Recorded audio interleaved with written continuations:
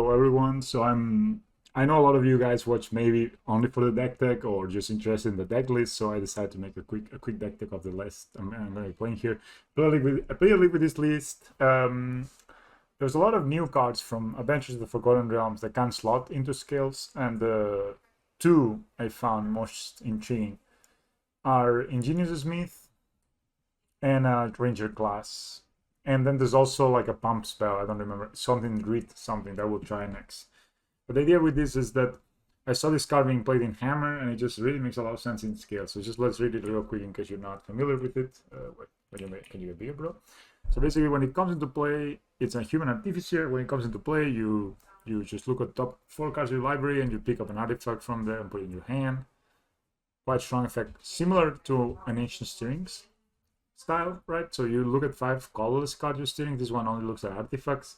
So it means you kind of get lands, and there's the artifact lands, but on the other hand, you get a body with it. So it's like this body is a 1/1 for 2, but anytime an artifact enters the battlefield into your that you control, it gets +1/+1. So of course, if you have a skills out and you play these and then you play an artifact, this will be a 3/3 for 2 mana and will get you an artifact. I think this is quite a super strong effect actually. The fact that you just play this, and your opponent will not really want to use removal on it because you already got an artifact that's more important, like a Zabaz, a Hangabag, a Ballista, or Ravager. But if they leave it there, it can easily become a 5/5, a 7/7, a 9/9. It also triggers on both the turns, so you have a Urza Saga, you can trigger it on your opponent's turn as well to make this even bigger.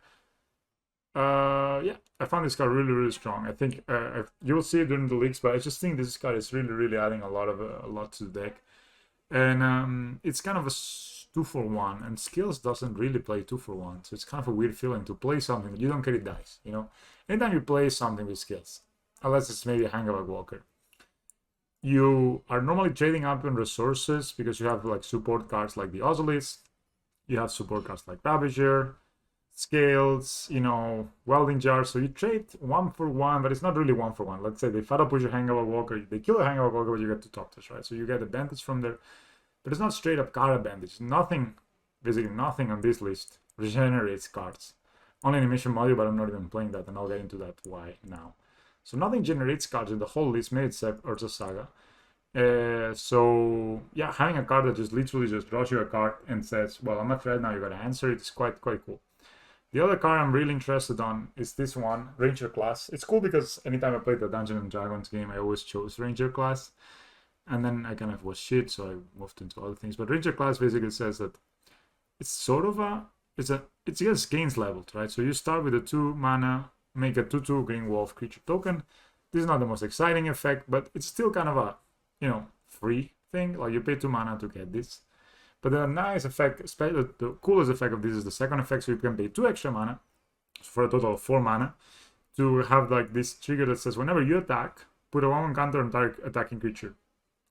It's really hard, so that means that you can, if you have 4 mana available, you can play this, get a wolf, pay 2 mana, and attack with your Walking Ballista, for example, and it will trigger getting in an extra counter, which is super good. We also use random bodies quite well thanks to the Ozolith. The Ozolith can move counters to any creature, right? So sometimes you just need something to carry the 20 counters you have in the Ozolith, right? And, you know, this wolf can do the trick. On top of that, you can spend 4 more mana to turn this into a Mystic Forge kind of effect, or a Vivian monster, or something advocate card. Is basically you can play creatures from the top of your library anytime. So if they have flies, they can be played. And sorry, you may look at your top of your library all the time, and you can cast creatures from there. And we actually, in this build, because the way it's made, we actually have more creatures than normal, because we have these Ingenious Smiths that take up the space of the Ancient Stirrings, and we also have Esper Sentinel, which is a card from Modern Horizons I have been waiting to test, but I never found the right shell for it, because it just simply didn't want to be playing white for no reason, right? I didn't feel like white was, like Lurrus was a good reason enough to be playing white. So I never got around testing Esper Sentinel, but Esper Sentinel looks really cool. And in a lot of ways, it's the only 1-drop we have, which is not a setup 1-drop or a... So if you look at our 1-drops, I know I'm going a bit over the tangent, but just hang out, guys. All these 1-drops, they're strong, but they don't really do anything. Like, Scales doesn't do anything to turn your plate. Ozolith doesn't do anything to turn your plate. And Zabaz and Worker is just like a 1/1 that dies to almost everything, and you get no value from it. So, I mean, even though it's nice to spend your mana, You would rather be playing a Scales of Force on Azulis, but you know, like none of these does threaten your opponent in any way. Whereas Sentinel does threaten your opponent in any way, because it means that if they want to cast a cantrip, if they want to cast a bolt to the Sentinel, if they want to cast a Thoughtseize on you, if they want to cast whatever that is a non-creature, you will get to draw a card. And if they don't cast it, it's basically a mana that goes to waste, right? So this is actually putting a lot of pressure on your opponent right away, especially if you're on the play. This can make your opponent have like a hard time. Even a bubble, it draws, right? And it draws once every turn. And it's also a great carrier of counters, right? Because if you give like 8 counters, that means you will get to draw anytime, basically, your opponent casts a non-creature. I had 3 in my original list, but I went down to 2. It's just not a card you want to draw a lot of, I think, in the Scales. And I changed one of them for a Welding Jar, which is a card I missed.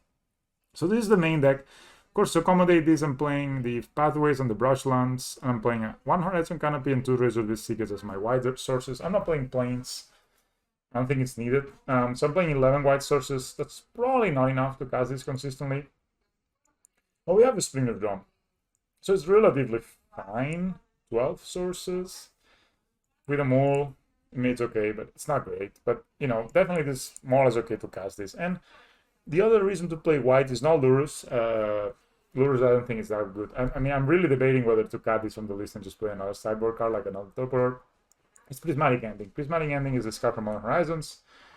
Yes, convert, so you exile target non-land permanent if its mana value is less or equal than the amount of colors you use to cast this, right? So normally this is like 1 mana, exile your Ravagan, exile your DRC, but sometimes it can be a 2 mana, exile your Stony Silence, or a 2 mana, exile your Chalice on 1, or a 2 mana, exile your Pure Steel Paladin. You know, Croxa, all of those get just exiled from Prismatic Ending with just 2 colors. And sometimes you can just do 3 colors. You can hit, for example, Ensnaring Breach. You can hit the Fairy Time Raveler. You can hit things that sometimes we don't even have outs to. So it's pretty cool. It's pretty cool to have access to this effect, I think, in Scales. And it's basically way better removal than almost anything else, right? Because, for example, Final Push forces you to black, and Path to Exile is really awful. And really, there's not that many good removal spells for 1 white, basically, that answer permanence. You know, this also answers permanence. Very important. The rest of the sideboard is a bit all over the place. I didn't spend too much time thinking about it, but yeah, the deck is cool. There's a lot of new cards to try. We are not really, at least I felt I was not done testing Modern Horizons 2. I had still a lot of ideas I wanted to try, but we already got new cards. I don't know how much longer we can all keep up with this, but for now we can keep up with this. So guys, go enjoy it. Play Scales. Scales is very good still. I have 25 lands in my deck for some reason. I don't actually, just Scales is still very good. The only reason it's not doing, I mean, it actually top 8, like top 2 a challenge last weekend, but the only reason you don't see more top performances from Scales is because people are not playing it. Honestly, the deck takes so much to master that people don't want to put the investment that it takes to learn it, right? Like, I think a lot of people are just not ready to put the time that it takes to learn this deck, when you could do the same, let's say, with a deck like You Are Mortide or Hammer, that it's maybe more powerful in the short term because it has like this unbeatable turn 2, so turn 3 plays, or also something like Amulet Titan, right? If you learn Amulet Titan, you know that you will win your game, like maybe 10% of the games you'll win turn 3, you know, and 40% of the games you win turn 4 uncontested, right? So this is not really the case with Scales. Scales always you need to kind of fight for your wins. So I think that's why it's not as popular as other top picks right now. But anyway, that's just my opinion. Thanks a lot for watching, guys. Enjoy the matches. If I get into play, which can be with Urza Saga, you gotta play 1+1. And you have Scales is 2 of them, so it can, like, with 2 artifacts and a Scales, it becomes a 5/5 for 2 mana. On top of finding you an artifact. That sounds pretty good. And then the Ranger class card looks super really dumb, but also, you know, putting Lurrus in your deck makes them think you're on Hammer, which it doesn't really help us that much. Alright, we have a decision here to make, guys. But I think that we got turn 1 Scales, turn 2 Spinleaf Drum, Zavas, Esper Sentinel, right? I think that's a way, right? We can go turn 1 Esper Sentinel as well. And then go Springleaf Drum Scales. That's even better. Oh no, I cannot. Huh. What is better here? I think playing putting Esper Sentiment down, it's actually really good turn 1, so let's do that. I mean, maybe this is just like an awful play, but this play looks really good to me. It really forces you. If my opponent fatal pushes me, I'm gonna find a land. And the only cost I have here... Oh, wow. Alright, set the second scales. So we'll go Urza Saga, triggers. Play Splendid Drum. Play Make a Green here. Play Scales. Play Zavas. Pass the turn. So if my opponent plays a cantrip or a prismatic something, I mean, honestly, we almost have a kill here with the skills and the Ravager. Especially, my opponent's playing Upsal spells, by the way, guys. This is awesome, man. I just get to draw a card here for free.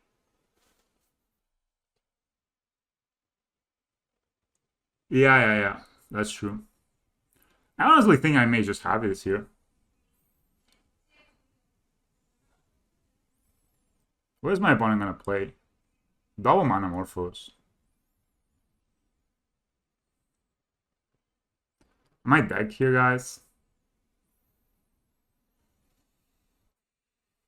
So it says they scry 1, they put 1 card at the bottom.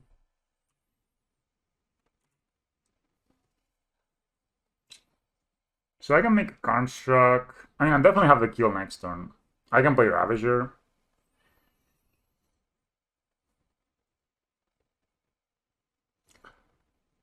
Can I kill them now? So I play Pendelhaven.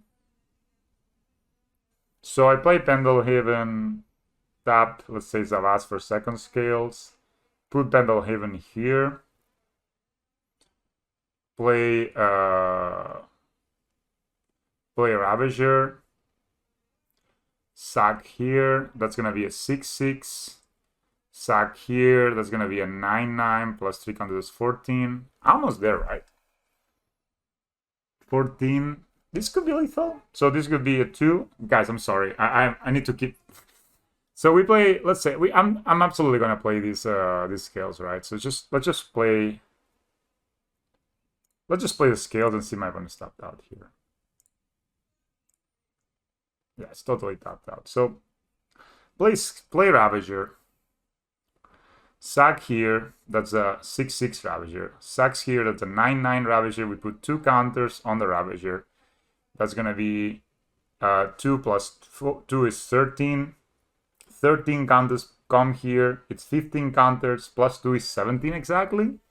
Holy crap, we got this, guys. I think we got this. Don't add me if we don't, but I think we got this.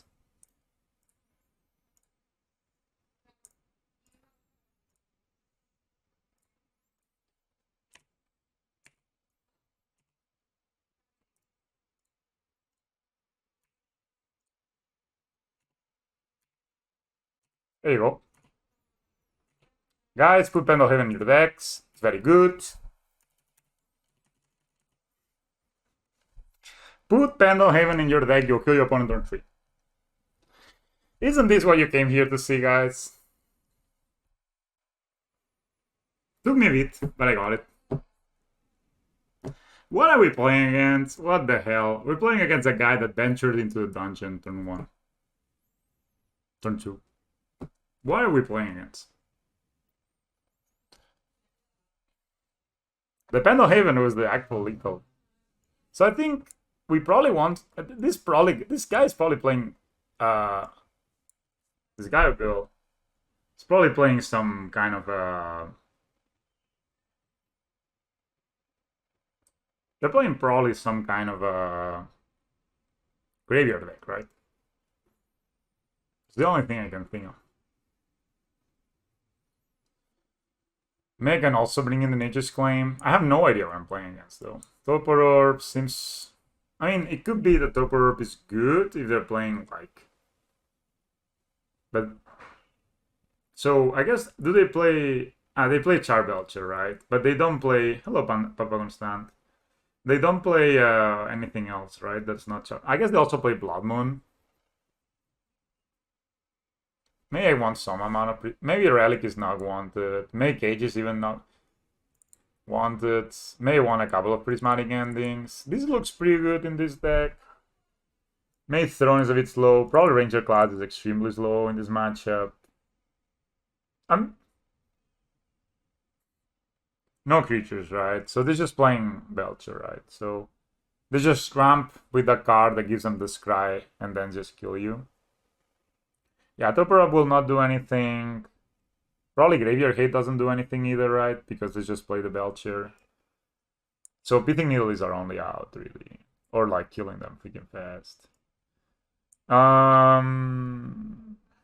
Maybe I can cut one of these on the draw. Right, let's see. I don't think we have a great matchup against this deck unless we kill them turn 3. Yeah, Lurrus is really not that impactful, I think, but I just thought it made sense to play it. Man. Mana bases, guys. We have 3 white spells, but we have the best card in the deck, right? So, whatever. 3 white spells, no white. Easy.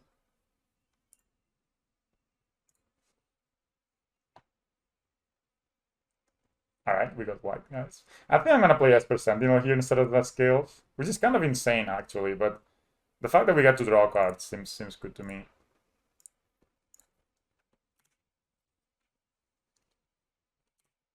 Also, Ingenious Smith gets to look for things, right? Like, we get to draw a card here. That's freaking insane. Can they Belcher us next turn? No way, right? I guess they can Belcher us next turn. I mean, we can kill the token. We can do a few things here. We can play the Smith. I think I don't dislike the idea of playing Scales and Prismatic Ending in their Cheshire. Like, this is ramp, basically. Right? They put a gun on top, so if they have Belcher next turn and the Rituals, we're freaking dead. So I also could just play the Pithing Needle.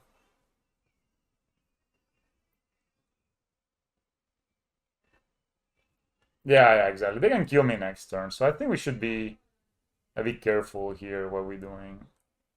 So I think that, I'm just gonna go ahead. Prismatic Ending their thing. And play my Urza Saga here. Play my Pithing Needle named Goblin Jar Belcher.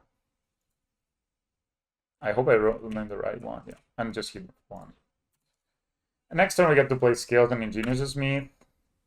I know it's kind of bluff this turn, but I think keeping them off mana is pretty important.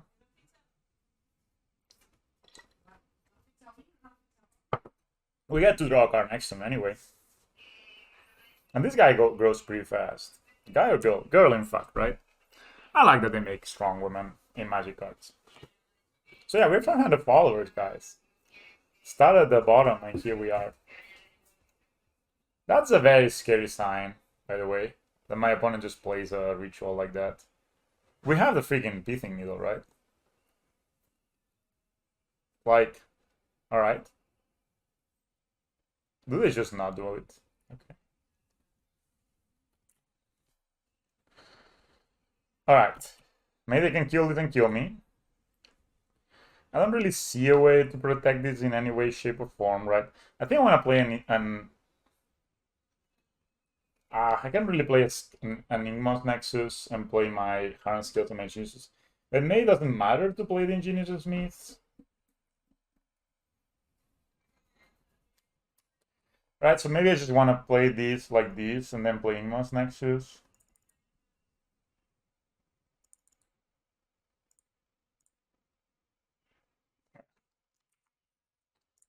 So let's do that.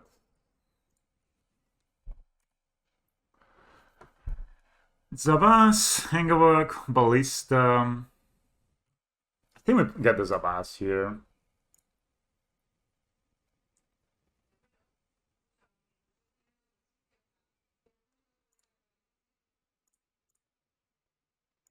Yeah. Let's see, we draw. I know I could have gone an extra counters, but I mean, I would be dead if I didn't.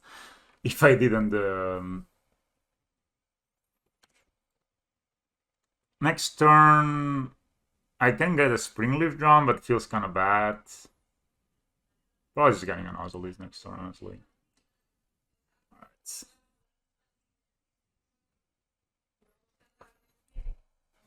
I played Ingenious just in case I do a Ravager. Maybe I could have gotten a... Could make a Construct here. I don't really have a lot more to spend my mana on, honestly. Yeah. Alright, that's kind of cool, though. These guys are growing. Then we got an Ozolith, and so next turn we kill them, right? So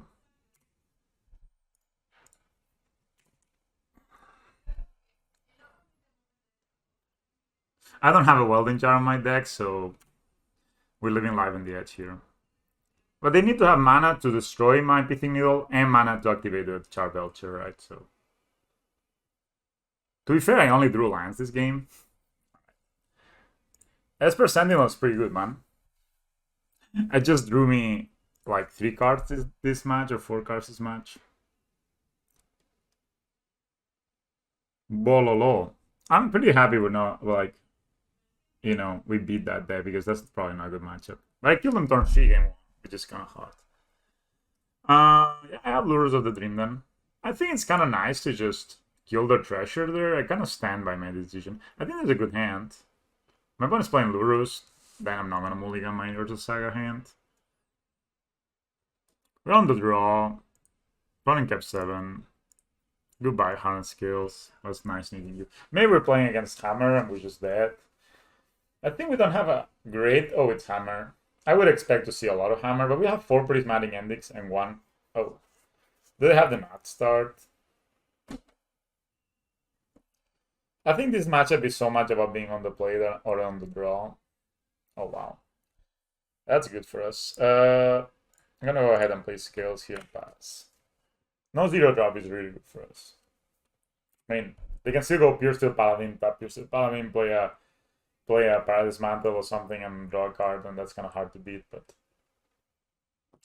Or the start at turn 2 is not what you want to see. That's an Ingenious as me. That's a cool one. They can make this a 2-2 with the Ornithopter they just got in their hand. Ingenious as me. That's pretty cool, honestly. Alright, so I'm just gonna go ahead and play my Alista here. I mean, I'm not gonna kill this Ingenious as me. I know it's kind of bad. Like, it will grow up very quickly. But I think I just need to get my Zabaz online. And then you can see here the weakness of the white build compared to the red build, right? If I had a red build, I know at turn 4. So, sorry, turn 2, turn 3. Yeah, turn 4, I'm going to have my Zabaz. That's another Omnitopter. That means the guy grows. I mean, they will make a construct probably here. It could be that it's better for us to just play Ozolith plus Hangabug next turn. That's a 3-3, man. That's scary. There's only 3 cards in hand. And I say only, and I'm not like that excited because they're gonna get a hammer down. We have to take this. I think they're slightly better Ingenious Smith than we are deck. I mean, this is already 3-3. I don't know how people think that card is bad. Like, that card is pretty insane, man. As a second Ballista, maybe not exactly what we want, but perhaps what we need. We'll say okay to this. Should I make a construct? How big is it? Is it 2-2 only? That's kind of not that good. I think I'm not gonna make a construct. I'm just gonna go ahead, play my Ozolith, and play my Hangable Walker here. And block with the Hangable Walker if I have any chance of that. And then try to get myself as a Baz or something. My opponent clearly does not have a way to equip Hammer in hand because you're not able to play it. Like, this is a big dude. Like a 4-4, that makes a guy bigger. I mean, this guy is just so good with Urza Saga. Like, going turn 2 Ingenious Smith, like turn 1 Skills, turn 2 Ingenious Smith, turn 3 Construct. It's really, really good. They tap it. Taiga Style for the 7 month. 7 months, man. Together. in this. Oh, they're making a construct. I mean, this is good for us. If we draw Ravager, I think we win. If we don't draw Ravager, we probably don't win. But I mean, this is not easy, but it could be worse. I don't know what. I guess they can get a Springleaf Drum. Shadow Spear. Can they equip it though? I guess if they have a land, they can. Oh, another Ursa side. That's pretty rural. That's pretty rural. I'm not gonna lie to you. Like they can equip this now. But with our Ravager we can win, so not too scared. Yeah.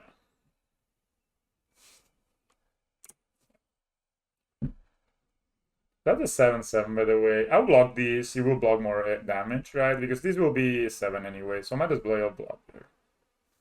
And make my dude bigger. Man, this is a turn 4. Wow, that's pretty insane. Thank you, Target Style. Good to have you here, man. Appreciate the support. Appreciate you hanging out. Everyone that's here. I miss streaming, man. I realize how much I like to like streaming. That's kind of a horrible draw, not gonna lie. I honestly don't think getting a construct solves our problems here, right? We just make a 3/3. It's not solve our problems, but what does solve our problems? So we can make a construct. It's gonna be actually it's gonna be decently sized, right? We also could try to draw with Horizon Canopy and get ourselves a Ravager and win the game. That's an option.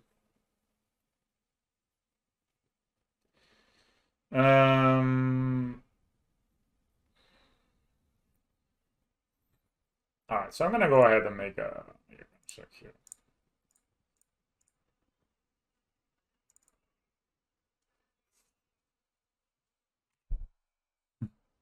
Nice, man, nice. That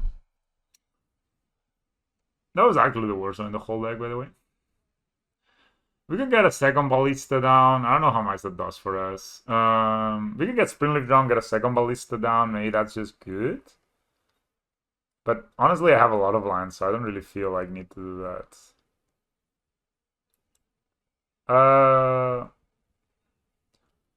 Getting a second Ballista down will make this guy...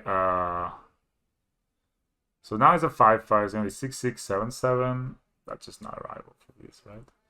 So I think we're just gonna get these Avas, mates. Let's just get these Avas.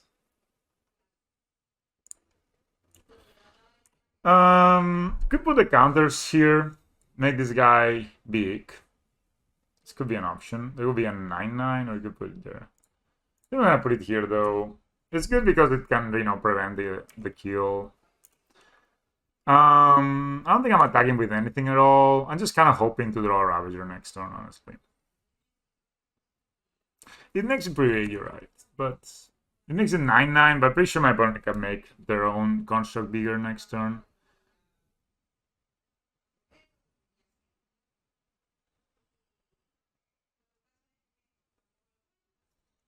They have a hammer. That's bigger. They don't have a way to equip it until they play their Spear Steel Paladin. That's brutal. Too bad they don't have any triggers.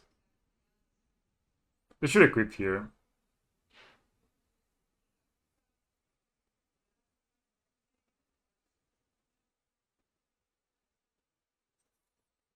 Alright, so...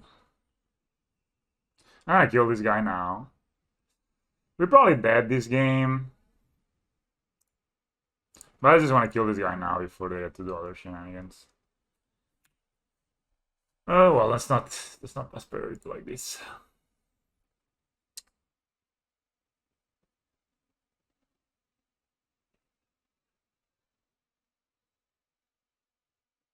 I mean, we would have won this game for sure if we had drawn a Ravager, so that's just what it is.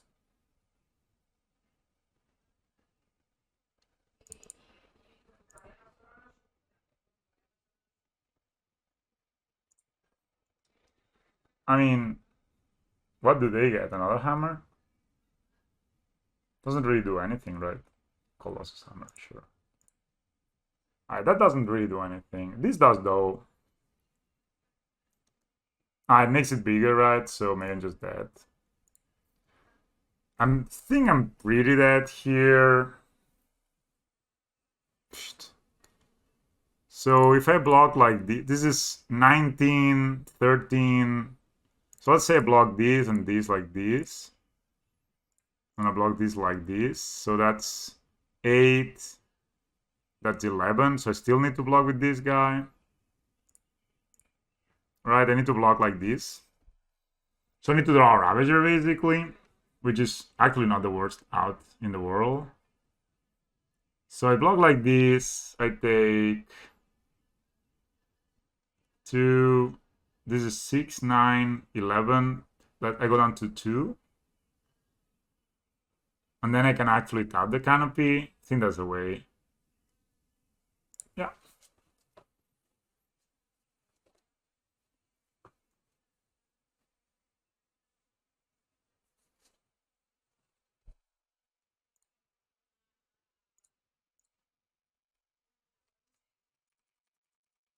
I mean, we only have 5 counters, but I think with an Oswald, I mean, they're actually 45, so yeah, we don't win here. We actually find the Ravager, interestingly, but no, that's just not enough, right? One turn too late this Ravager was. So the line actually to draw from my canopy would have won me the game. Because now, yeah, it's just not good enough. Yeah, just pass. Actually, the line... Now, if I shoot top there, I die because this has trample. Actually, the line of drawing with the canopy last turn would have won me the game, which is kind of hilarious. Alright, so we just bring in the removal, I guess, but this is this deck, right? I mean, this, and probably Chalice on 0 is, like, actually good, right? Like, especially on the play.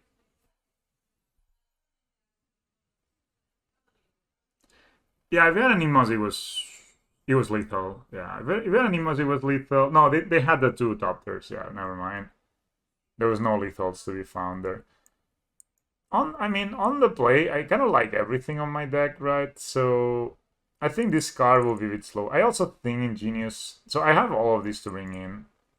And probably on post board, there's a lot of removal happening, right? Maybe Sentinel is not where we want to be in this matchup. I really like Chalice. If we play it on 0, I think my opponent's kind of screwed, right? Like maybe only 1, so because the second is kind of dead. May Throne is kind of awful. Making kind of worker. I don't know, cutting Sentinel on the draw. They play a lot of non-features. Yeah, got a worker.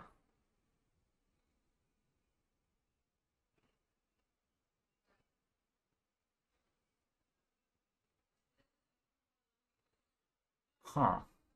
I gotta work on a Smith, I think. So I have like less artifacts now, right? Well, I have a lot still, but if I shoot the top there, I died there. So if I had gone for the other line, which was to... Actually, I went for the line that theoretically didn't lose, but...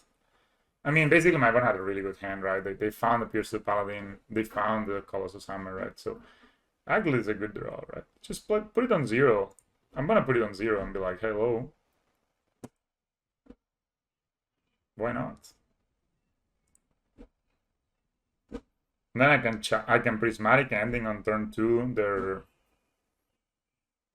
If they have a Springleaf Drum or probably not a Springleaf Drum is not really that good. You don't have a 0 drop. But again, the Springleaf Drum a Cigardo's 8. Sorry, Prismatic Ending a Cigardo's 8.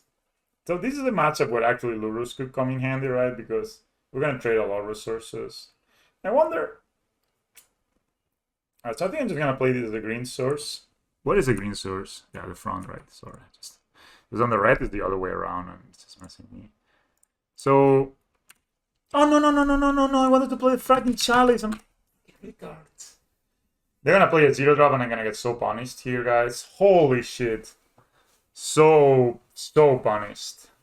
Damn it! And they exile my skills. Damn it, guys. Alright. That sucks ass. I played so badly. Alright, guys, just back from vacation. It's in some time, okay? Yeah, I kind of forgot about the Dude, they always have Saga, goddamn. Stoneforge. That's kind of sucky, honestly. I guess I get a hammer here. Huh.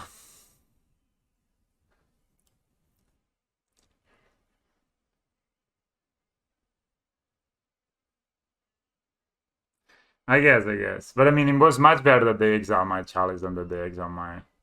Do I trade here? Probably not. Probably not.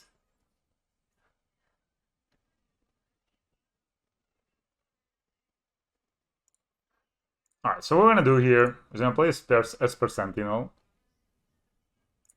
I'm gonna play Tavas the Glimmer Wasp. Keep this one. I punted, yeah. Oh, it actually works. Put counters there.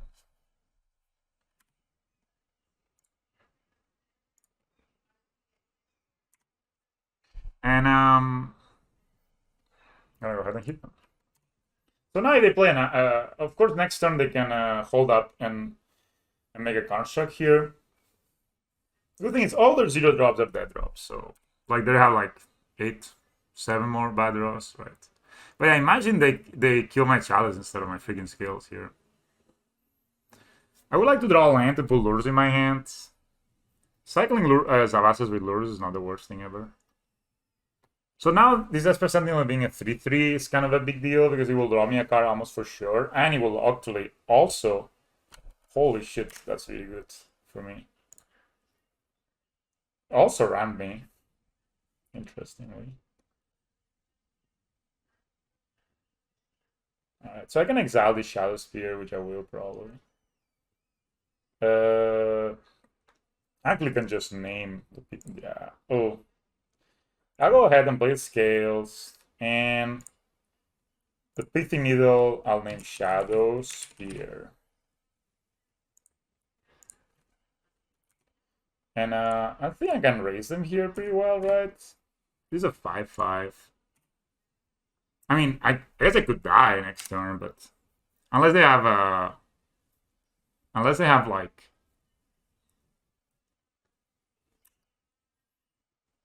I don't know. I think dude, my opponent is gonna go like they need to find a drum here.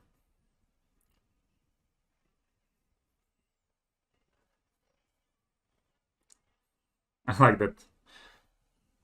Today spawn count 1. If I draw land and I can exile the hammer they will get most likely. They hit a drum, okay. It's funny though that Urza Saga with drum actually ramps. Am I dead here? Plains, Pure Steel Paladin. Oh, they get Lurrus in hand. Oh. No way, man.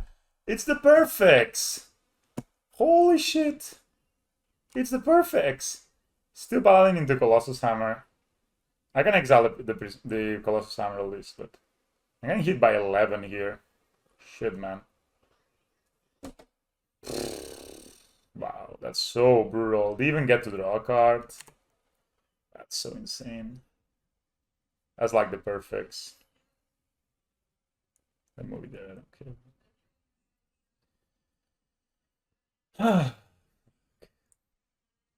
The thing is, I don't really like leave, right? Like next turn I have a hard time here.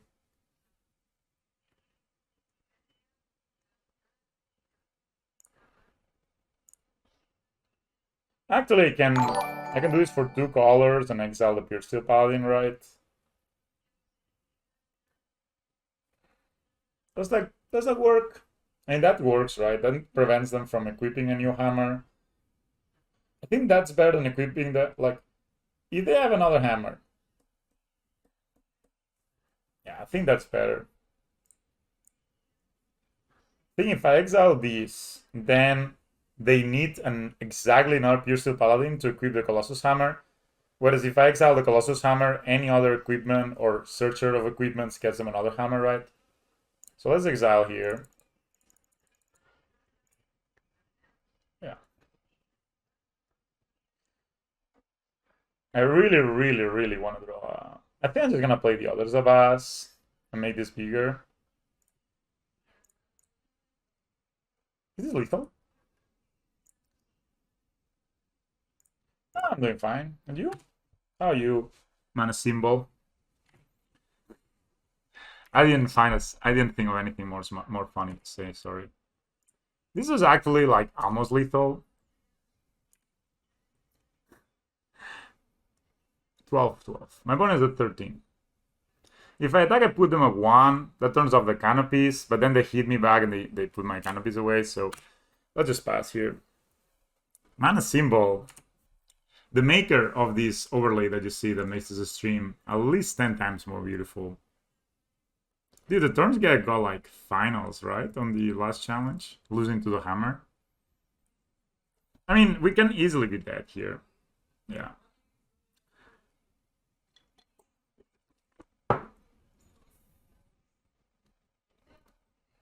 They have this Smith. They get a Mem Knight. Oh, nice Mem Knight. Yeah, that's pretty cool, man. I just need to play some challenges with scales, so you guys... Huge plays, yeah. They were actually there last turn, which is kind of funny. Dude, another skills is just not the cards. But getting Lurrus in my hand and not casting it is also not the card. I don't have Shadow Spear in my deck, sadly. I should have. Do I get Lurrus in my hand? If I draw a white source, then I can play another Zabaz and make the Lurrus big to get a lifelink. Whereas this doesn't really add anything to my deck, right? So, oh, fuck. I was doing the opposite of what I wanted to do. No, I'm dead if I do this, right? They just attack me, I die. Alright, so if they attack me, I'm dead here, right? So because they attack me with 3, I go down to 2. So I really cannot tap this canopy anymore, so I might as well draw. Alright, that's a good draw. Alright, so we play these, we play the scales, and we forget about Lurrus. We just believe this doesn't exist. Alright, so my opponent could kill me potentially if they remove this. Oh my god, they always have it. Holy cow, man. They had the perfects this whole game. Jesus. Jesus, man. They had the perfect the whole game. Oh, by the way, Patera 95. I cannot... Could I fly and win? They were at 13, right? I was at my thing was at 12. Like, could I fly? Am I retarded? My thing was at 12, right? They're 13. How do I fly and win?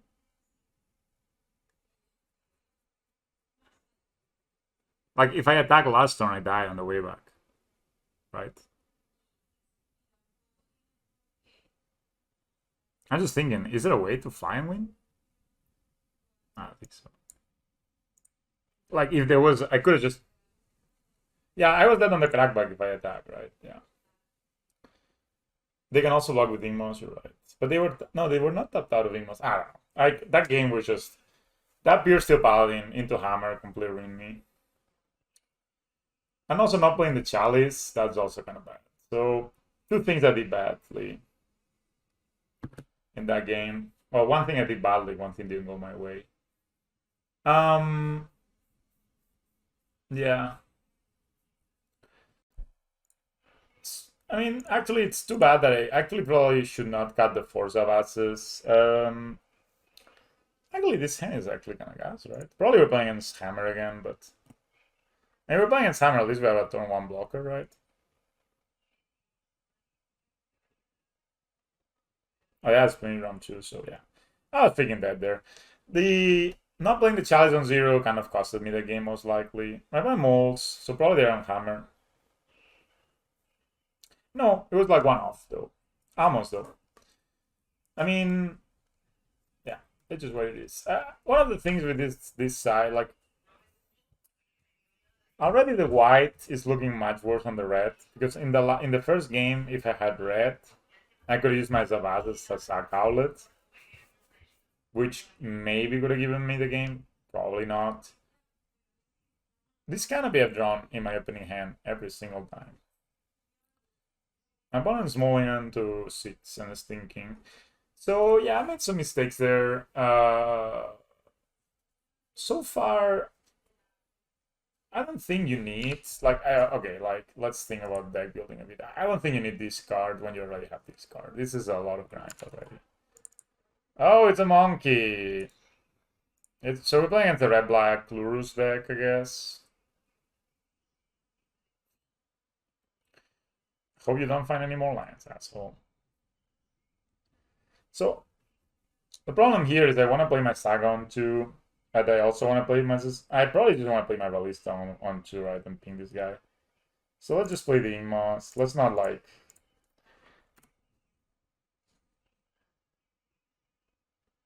Yeah, Prismatic Ending is really good, but the rest is kind of awful. Like, the only reason to play white is this guy, I think. Like, I'm playing this guy. Like, this is the reason I'm playing white. It's not because of the other stuff. It's because of this. And maybe the best deck has... Like, I don't think Lurrus matters at all. Like, Sentinel was impressive in my games. I hate you, both of you. Why do you scry? Why do you draw cards and ramp? What the fuck? I hate you.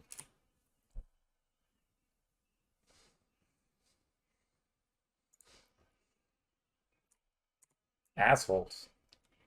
So if I kill this, then they hit me with this again, and I lose probably.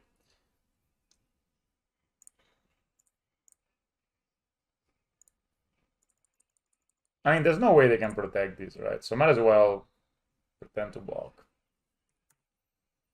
Is there a way they can protect this Ravagano? No, right? And if I don't kill it now, they cannot dash a new one. I hate this card so much. These two cards I'm placing right now. Yeah, Lurrus is good on hammer decks. Or on this deck, you know, when they just play... Like, when Lurrus is on color, is good. But it's not on color, it's kind of crap. I think I need to block here and ping here. Because the other way around, I can get blown out, right? Oh, they had an instant already. So I actually think the best is to block here, ping here. This will be... I think this is good, right? There's no way they put anything on their graveyard that's not an instant. So if I block here and ping here, it's not the worst. Like, if I go here, I think this is fine. And I'm just... I mean, yeah, I mean, they could play an instant and put...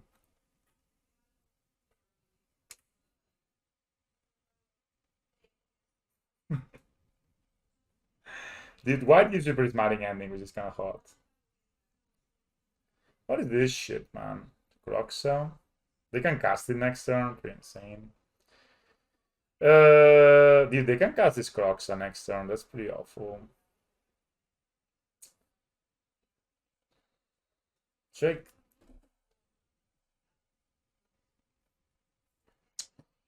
I kind of need to draw scales here.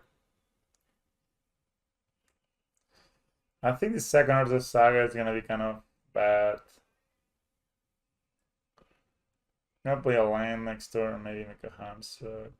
They're gonna escape this next turn. This is incredible. Triple Mishra's Bubble.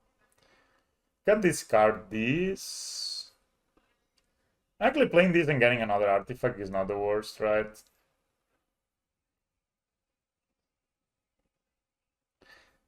Oh.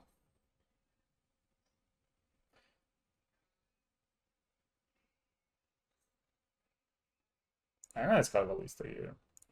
It's not great. Not great.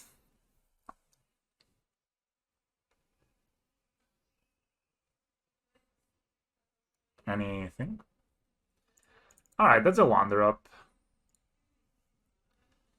So we're gonna go ahead, play the white, do white and this, and play Ingenious with Miss. Wow! Alright. Dude, that's not happening a lot, I think. That's fucked up, though. Yeah, dude, how many artifacts do we have? 8?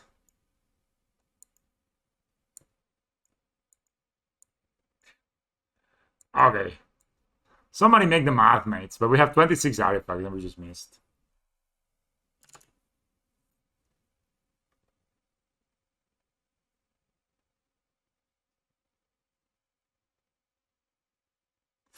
Smith whiffed, mates. Did we have 26 artifacts? Let's do this hypergeometric calculation, right? I think that's just what the situation requires. Let's just say we have the population of 60. And we have 28 success in the population. And we look at 4 cards. And we won 1. So probability of hitting is 93%. The probability of it being less than 1 is, of course, 7%. 28 artifacts. So 93%. So this will happen, what? Once in every less than 10 games? Or every less than 10, like less than 10 times that you cast this, you will whiff. That's kind of rough for me, though, but...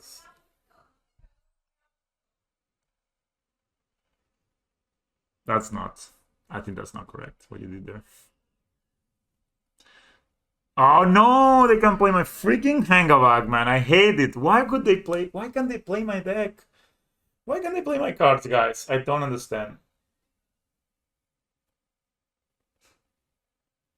Yeah, but I don't have 28 hits at this moment, mate. I have less. I have less than 28 hits in this moment.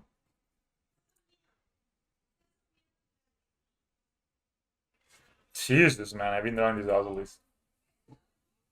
Yeah, you need to look at the overall probability, not just the probability of this. And so screwed this game, it's insane.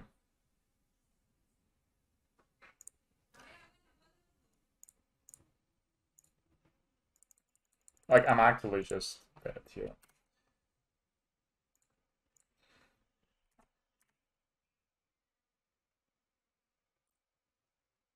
I have 28 artifacts in the deck, but I don't have 28 artifacts in, like, I was just start with that. I think I had a block with my Hangover here. I'm just gonna die very quick. I'm gonna die to a bolt if I don't block.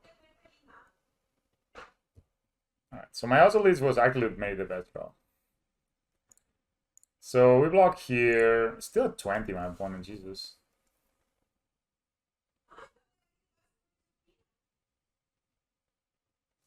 Dude, you need to look at the total amount of artifacts and divide it by 60. Not divide it.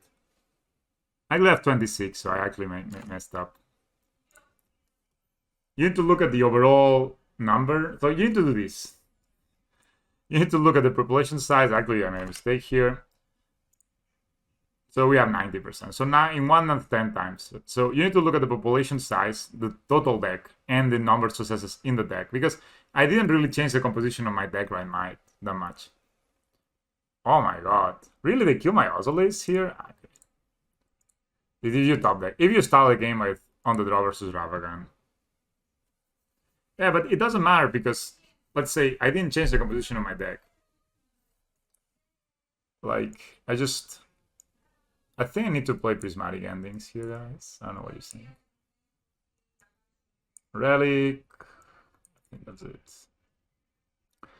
I think Sentinel. It's probably kind of awful.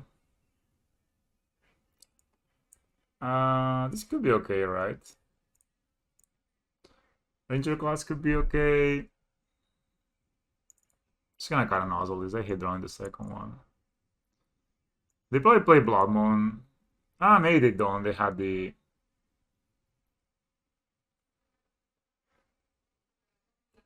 It doesn't matter. Like, you can look at the specific... Yeah, it's a low failure rate. So you can look at the specific case, or you can just look at the overall case and think, okay, what is actually my situation, right? Maybe I don't want the 4 endings. Maybe 3 is fine. Maybe I want the 4 sagas. Will they bring Blood Moon against me? I don't know. No, actually I'm gonna cut as a Vaz, not a worker.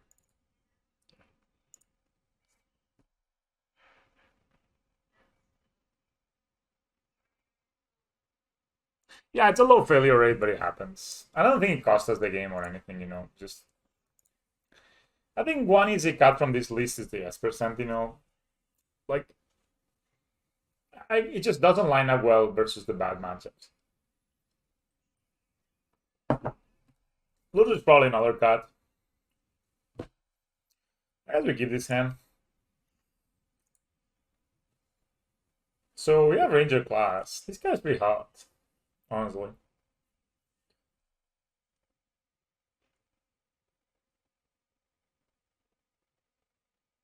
Yeah, actually with Velomanches, you're actually just spinning the wheel, right?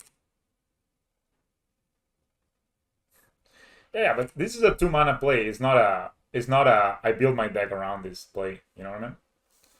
There's a difference between a thing that says I build my deck around this.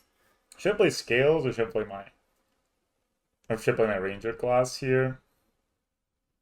They didn't start with a 1-drop, which is pretty insane. Alright, I'm just gonna play around drawing a land next time, guys. I make a wolf. What do you think, guys? Yeah, of course, but you're playing also, your whole deck is based around that, right? Whereas my deck this is a thing that my deck does. Very interesting mana base for my opponent.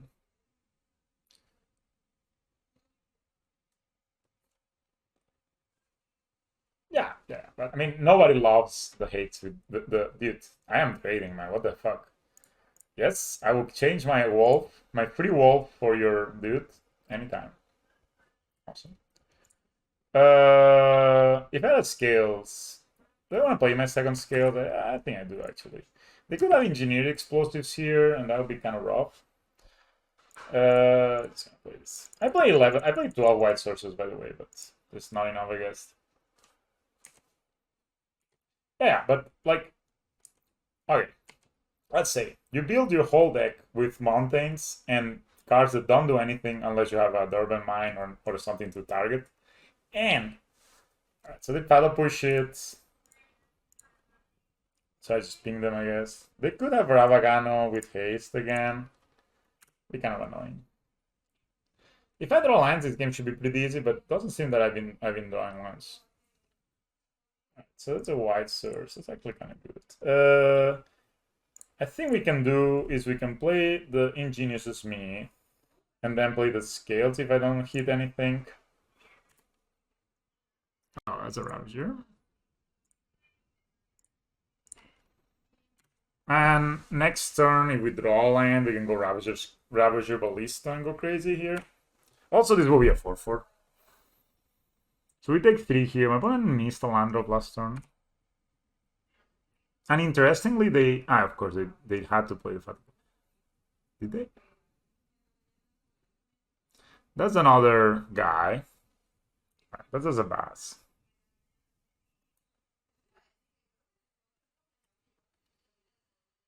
Alright, we just play there's a bass, I believe. Trigger here. That's a 4/4, by the way, guys. What is Heliot? Yeah, this is new modern. New and improved modern.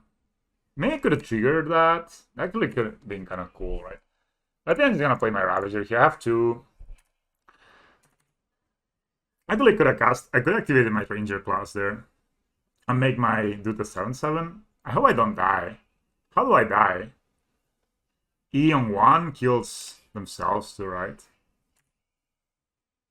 I didn't need to attack with this guy, which is interesting. Zot. What is Zot? 111. One does not attack me. Land. Cool.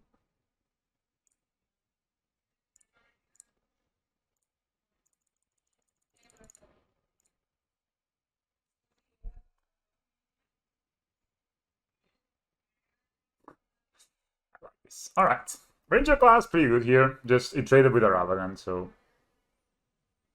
I think on the draw I won all the endings, so I can answer their thing, and I won one less Ranger class maybe.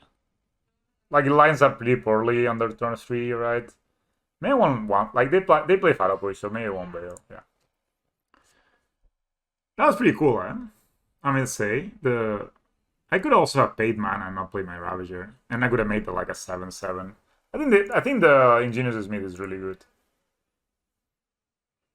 Dude, I'm gonna keep this hand, fuck it. I'm on the draw.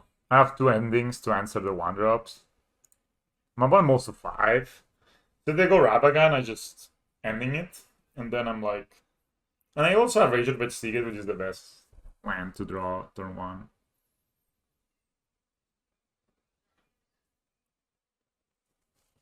They need to start with a 1-drop. Oh, they don't. Interesting. Alright, so we play Scales here. Dude, how weird it is that they don't start with a 1-drop. I guess they have a Rabagan? No. Nothing of the sort. Oh, that's a freaking good draw, man. They got E here. So maybe we're just gonna play Hangavak here instead of like playing all my 1-drops and...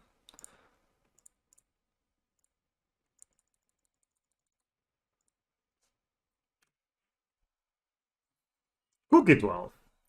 How are you, man? So they do the thing, but I have a 2/2 now. I can relic, pop relic next turn if my opponent goes like into the bullshit. E.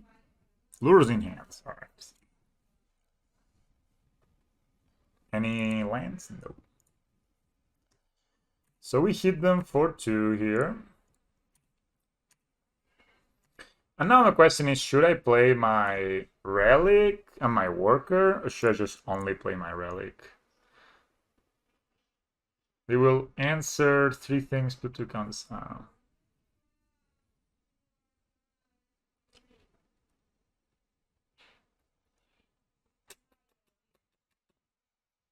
I think I'm gonna play my relic, exile this. They could have a bubble, but they didn't play a bubble just yet, right? They could have E. That'd be kind of bad, but whatever. Keep it here.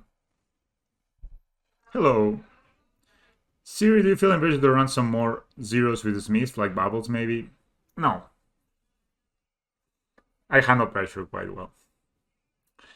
So E is a 3/4/1, but we still have a decent... This is play Lurrus, sure. Yeah, bubble is a bit annoying. Oh, they don't. That's awesome. I need to tap here. Say okay. Do I get an Ozzles or I get a Savas? No, I need to get a drum. Oh, I don't need to get a drum.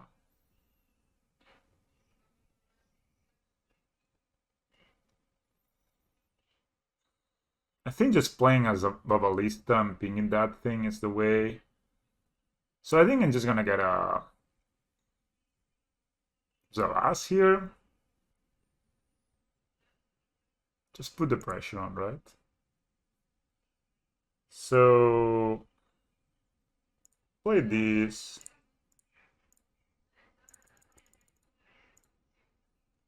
Play Ballista. Heal Lurrus. Spinleaf down, yeah.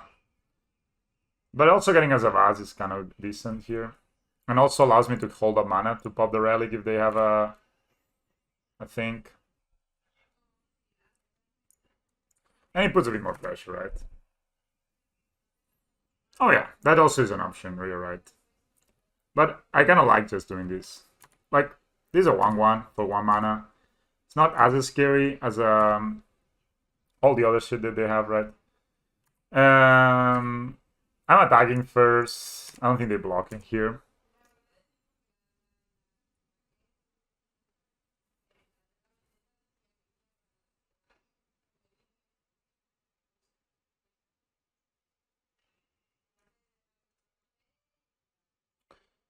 Destroy target artifact.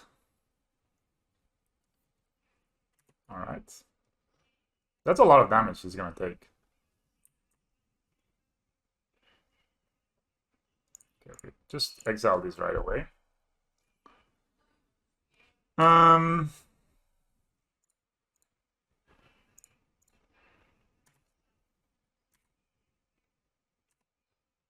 Maybe I should put... Ah, yeah, I did this correctly. Yeah, we go down. They go down to 6, and I think the safest play here is just to go ahead and prismatic ending this thing, and then hold these to exile things. Yep, my one is dead on board, so I don't need to play anything else.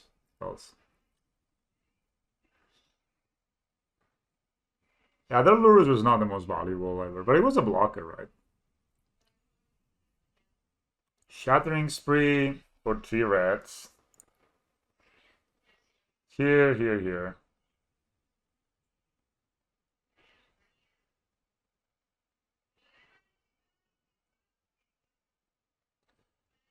Alright, so...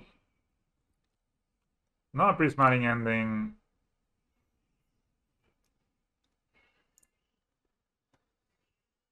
Um...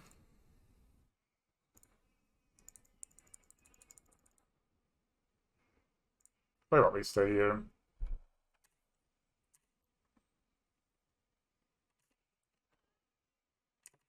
Shattering Spree is such a beating, man. One has Fire Push. Wow. The other thing is, like, we have answers to all their creatures, I think. So unless they find like Torak or something. And I still have Lurrus in my deck, right? So we got Lurrus in our hands. Alright, Lurrus coming in handy, guys. Who would have thought? Play as a white source.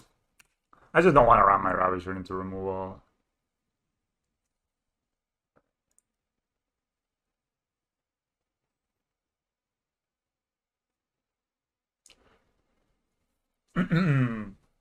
So next turn I can play the Lurrus, force them to use the removal, and then follow up with the Ravager.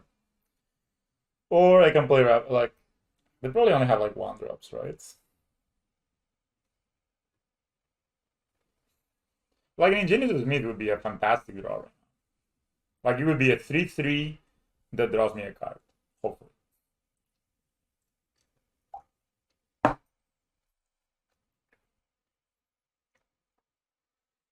But yeah, we put Lurrus in our hand once so far. And now it looks like we're gonna cast it. I played it as a white source, obviously. That's pretty brutal. That's a really good draw for them. Sentinel has been alright versus the combo deck I was playing against in the first round. And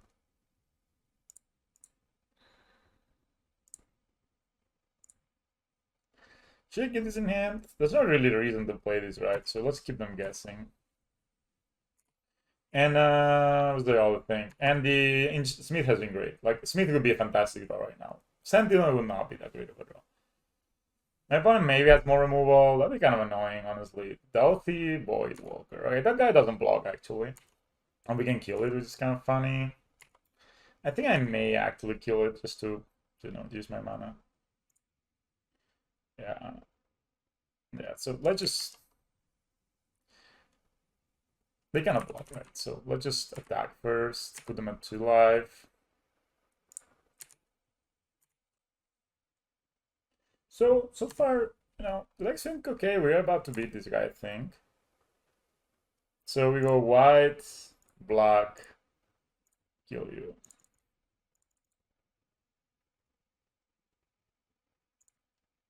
Sorry, white, green, obviously. And then I'm gonna still keep my Branchloft Pathway in my deck. Sorry, my hand. Now I can play around Bolt pretty nicely. So they have very few options. Oh, okay, they have Mishra's Battle here.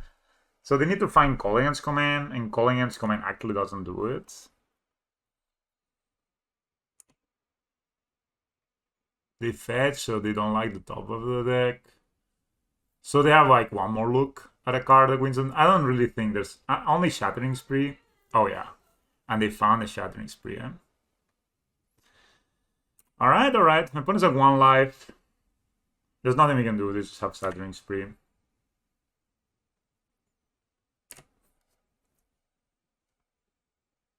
All right. So still no reason to play this, right? So might as well just hide it from them that we have a line in hand. I mean, this should be kind of over. So I think the Smith has been great.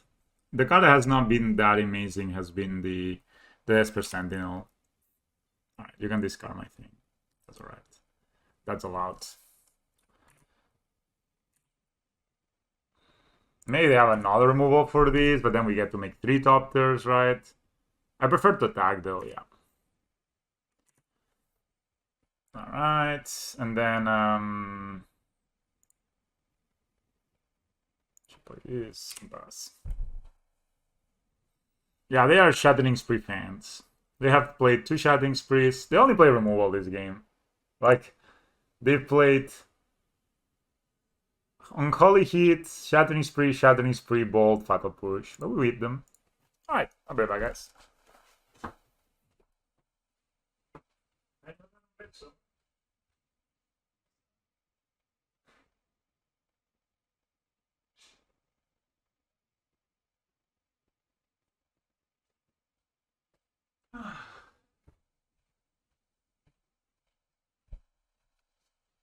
Alright, we won, guys. It was a grind.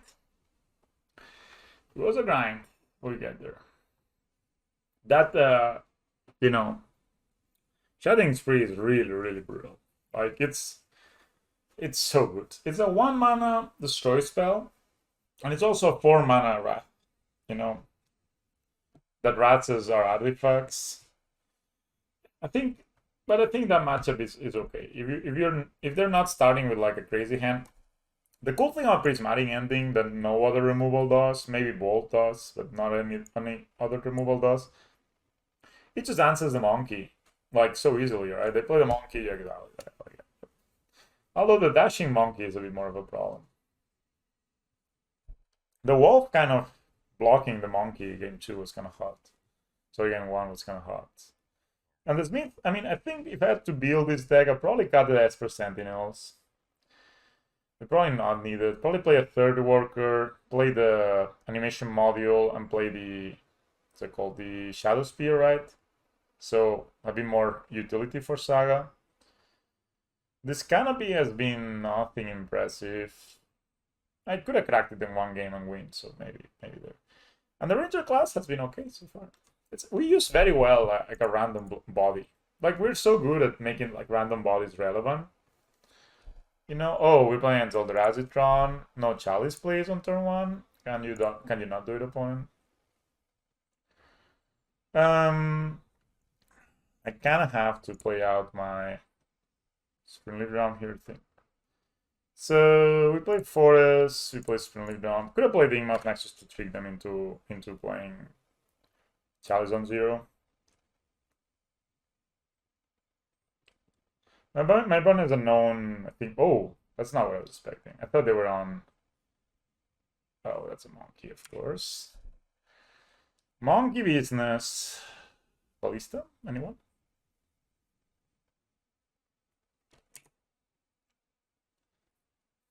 It's not even that bad, right? But the issue here.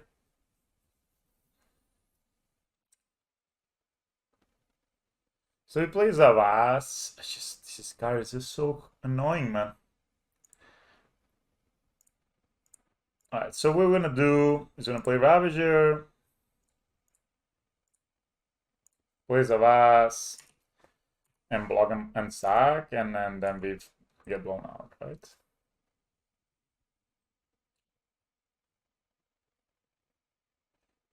I'm still kind of sad that every creature you play against is a new creature.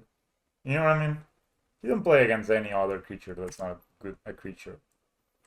I think I'm actually just trading here, in fact. At least I get to kill the monkey. You know what I mean? Like, they will kill my Ravager when I put the counters on it. Oh, they bowled there. Okay, then I'm gonna sack it. That's a misplay, though. Like, they probably have another bolt, which is okay. I mean, it's not okay, but what can we do, right? It's still a 2 for 2 instead of a...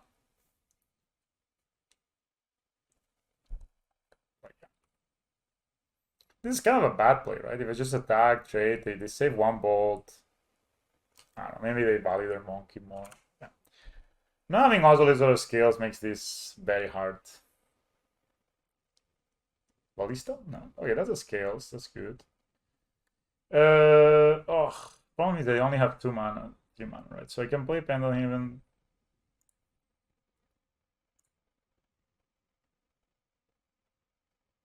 If I play these, then I cannot play skills. Yeah, that's fine.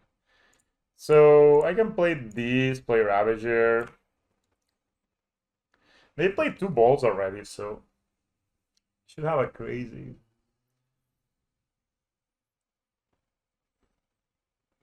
Chandler.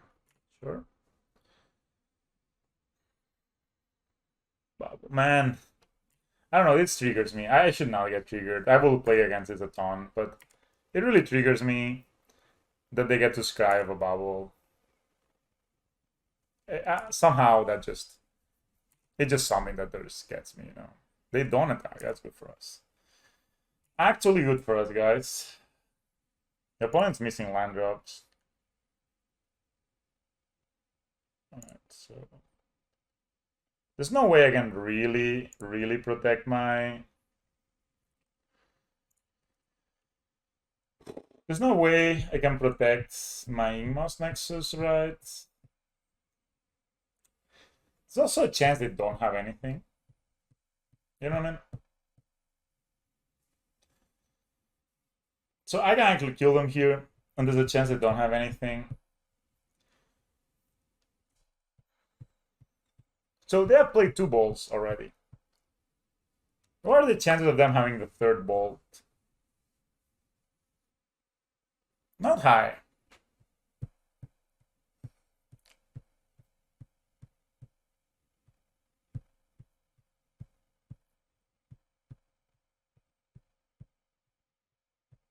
They're not high. What else stop us from their deck? Like, 1 second, guys. I need to do some... I haven't really played against this deck too much. Is it called Blitz? No, it's just Mortide business. What do they call these Blitz? It's not Mortide. Like, okay, that's the challenge from the other day, I guess. So they play... Oh, they play 4 Unholy Heats. We can play around and Holy Heat not finding a sorcery or a land. Because we can tap this, Ingmas. Should I go for it? They most likely have something. They most likely have something, guys. Yeah, they can have Unholy Hit, but I can play around Unholy Hit if they don't trigger if they don't get a land of the trigger. That's a really interesting spot. I think I'm gonna pass. But it's really interesting spot.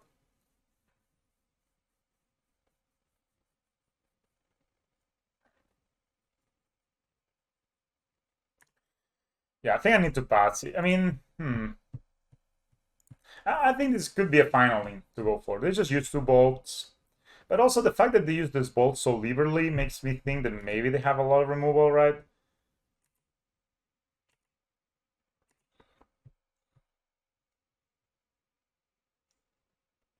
Okay, that's cover. Yeah, maybe.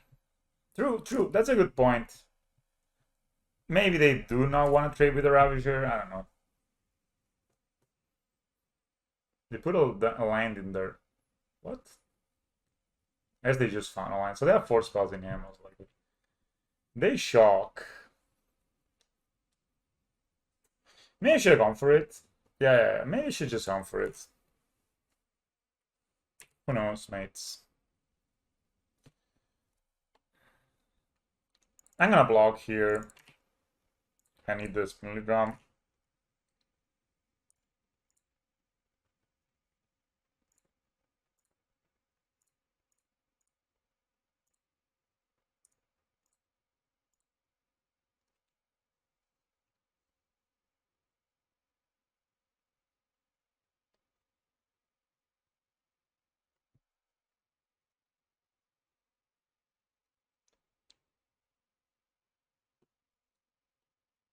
Not really. I mean, I can draw a ballista.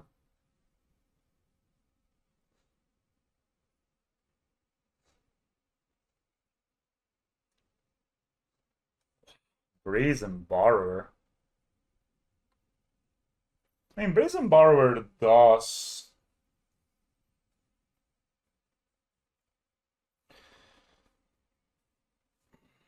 Okay, I like this actually. That's fine for me. I get 4 counters on the Ozolis. Alright. It's kind of funny that they let me block first.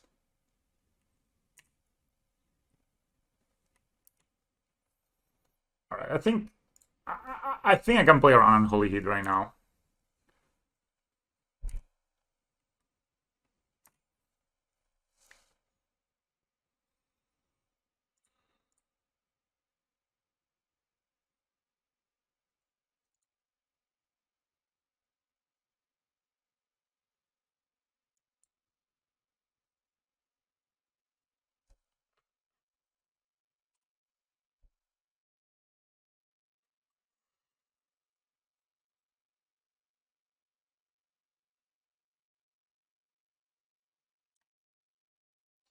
So, if I activate Ingenious, put 4 counters on, I can't really play around on Holy Heat actually.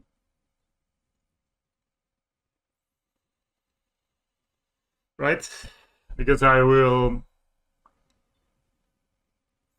put 5 counters there, right? That's gonna be a 6/6. I need 1 more mana to play around on Holy Heat.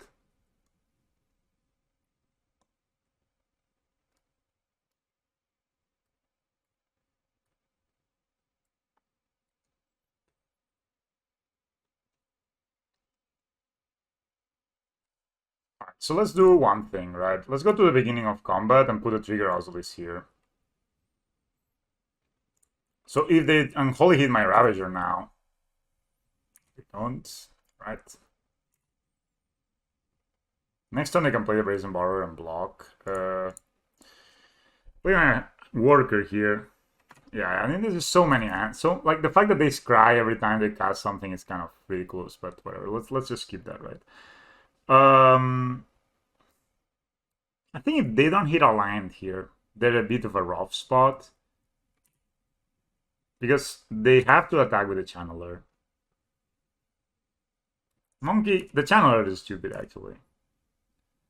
So, now they have to attack with the Channeler. Go down to 14. They find a land, they shock. Okay. They probably have counters magic here. They do have Brazen Borrower, which can block flyers. Oh, that's good. Actually, good draw. No white inside, though.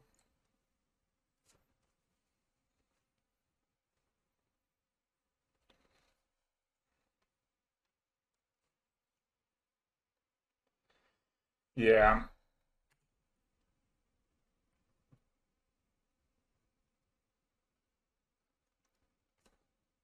3 cards in my opponent's hands. Not that many.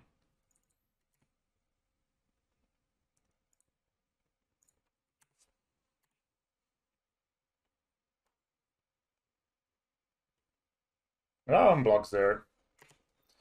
That's alright.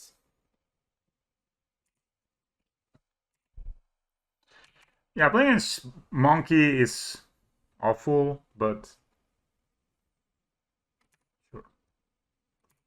It's not such a bad experience as playing. Yeah. I think the fact that they get to scry every time is kind of insane, but this thing can only block flyers. I mean, we can play around a lot of stuff. Maybe not a second borrower, but I actually don't think they play a second borrower. They could have triple bolt here. No, they can't. They don't have 2 bolts left. Cannot really play around double unholy heat here. Could have blocked with the Ingmas, maybe. Let's see what they play. Expensive iteration, sure. We have lethal on board, right? 11, 12, 13. No, we do need to sacrifice something to get lethal.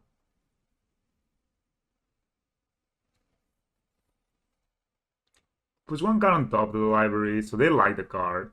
Made some issues bubble. It's a very interesting game, man. Steam Bands enters the Exile Zone. They shock it. What do they play? Do they play Amaze's Charm? They do play Amaze's Charm, right? They play one Amaze's Charm. So they could have like triple removal spell, and that could probably beat us. That's a Mortide region. Oh. So they have one.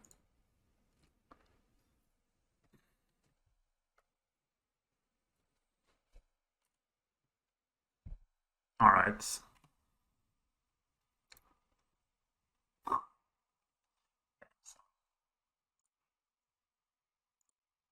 So I think what we do here is we activate Mouse Nexus. We sacrifice the worker to the Ravager. We put the counters on the Mouse Nexus. We need to create 2 lethal attackers, and they only have one blocker.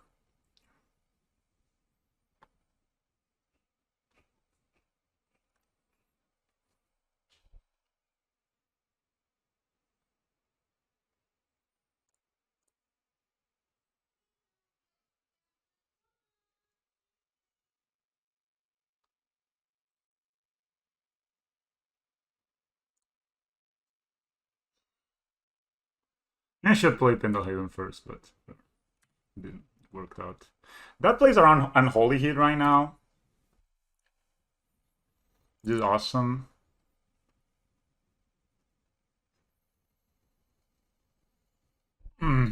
So then I put the counters here. There's gonna be 3. There's no way they block both, right? I'm not. Maybe I'm missing something, but I don't think there's a way they block both.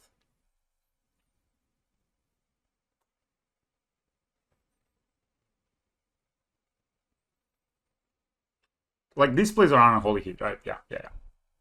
Awesome. Woo, boys, what a game. What a freaking game, man. Oof. You need to play, like, your best versus that deck. It's not letting you on, like, anything. I like in Needle to name EE. They do play in the side. I'm assuming they're playing Doomsitch's deck. They play Blood Moon, Abrade, Spell Pierce, Ease, and Chalices on the sideboards. I'm assuming the only thing they're gonna bring in is the Abrade and the E. But I could be wrong. Maybe. Maybe Shadow Spear is good against that deck, right? It's just gaining life seems important.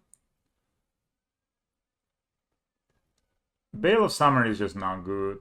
I used to bring it in, but that was when they had Harley's Recall. Doesn't seem they have that anymore. I also really like Relic of Progenitors. If I get to play it before they get to Mortite me. Get definitely cut. Dude, that was the hero here. Get him an extra counter.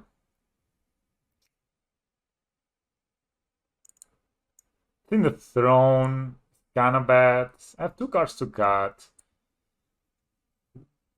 I really like the ending. Maybe I can cut a Saga in case they bring in the Blood Moon, and I can cut a Ranger class just because it doesn't really. Maybe the Ranger class on the draw is kind of bad. But yeah, I think cutting a Saga is alright on the draw. Why you play controlling this meta? Well, you could play Mortide Region, and it's basically you're playing a control deck that kills your opponent turn 4. Yeah, but that deck is really good, man. And the fact that Mateus F34 himself is playing it, it's a telltale sign of how strong the deck is, right? Because he's an Eldrazi-tron, like, master, let's say. I'm on the draw, but I have the double Prismatic Ending and skills in my hand, so I'm just gonna keep, and I'm gonna Prismatic Ending those things. Yeah.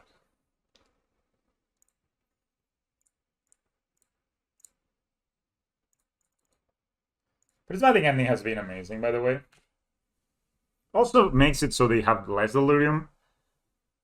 I'm guessing here they could have a Monkey. Monkey would be annoying. Another one. And Thought Scout. Okay, I'm gonna also ending this guy. Lightning Bolt and Alpine. Do you play Alpine Moon? Wow. Spoonleaf Drum, then I cannot really play Zavas. I think I'm ending this thing before it gets annoying. We're just gonna play our game later. Right. You go. Yeah. I mean, they can Morktite me here, which, to be honest, will be the third threat they play in 3 turns. So I was probably dead anyway, no matter what hand I kept.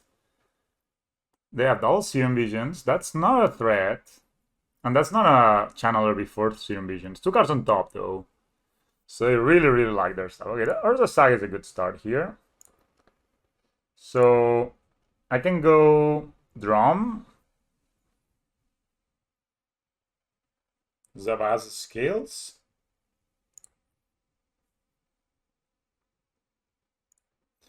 It's kind of bad, but at the same time, it's what it is. Oh. Yeah, I'm kind of gonna be gotten here, but I think I need to play my cards, right? I need to play my cards. Next time we have a Ravager. Or a Construct. Probably Construct, honestly. We get to untap with everything.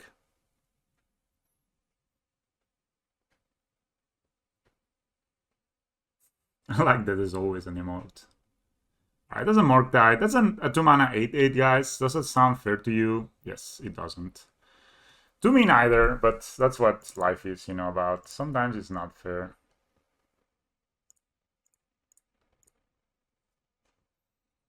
One has 3 cards in hand, so I guess I get to play Hangavak, tap it, play the Shadow Spear.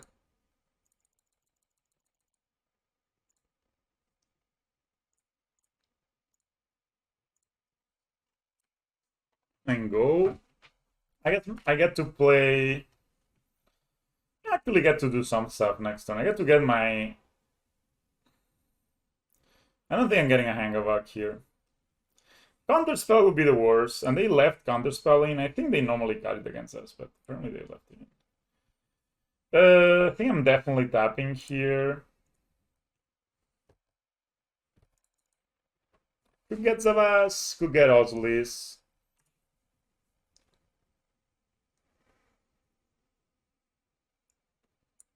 I don't know what's better, honestly. Zavas sagging this is kind of nice, but I think the Ozlis is just really, really good here. The problem is they will probably counter my Ravager, right? So they have 4 cards, so I die to Double Bolt. Huh.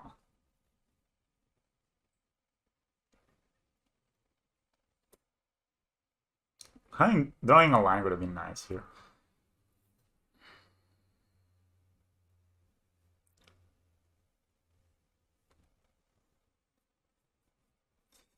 I think we got the Ozlis here, guys.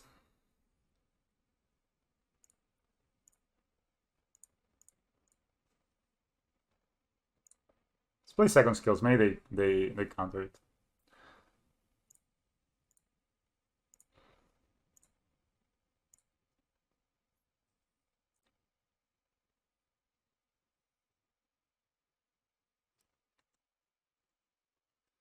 Yeah, but does a Vast survive? I think my opponent must have like something here. Basically the deck is all answers, right? And 12 threats. They can snap. So they can snap bolt me, and that's actually lethal. Because that gives them an extra counter on the freaking Morktite. That they're thinking is not the worst sign. That means that they just don't have like a good play. They may have 2 good plays, but at least it's not like a play that wins the game, right? Because I'm basically face up. Interestingly, we only have 1 line. And we have a 5 1-drops. But we can get another Ravager next time.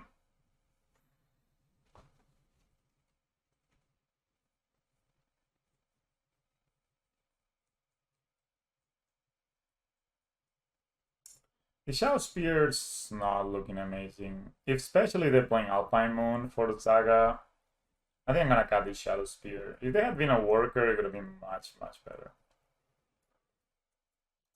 Bonan, what you got? Is this streaming? Mateus? Maybe it is.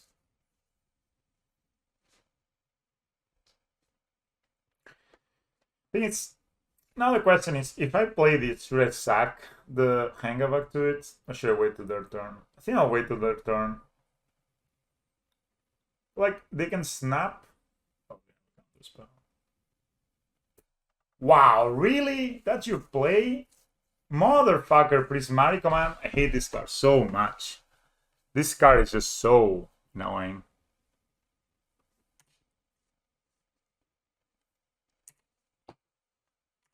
Holy cow, man. This card's so annoying.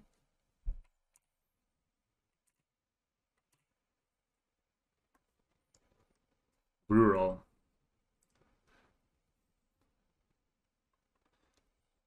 I'm gonna block, of course.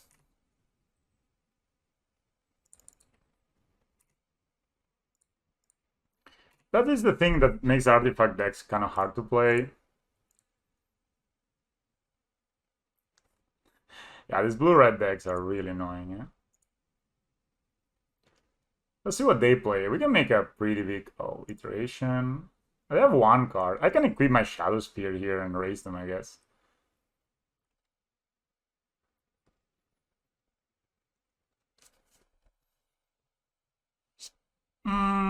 What would be the best roll?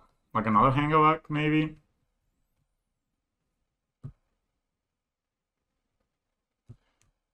So they get Dragon Race Channeler exiled, so that blocks. Okay.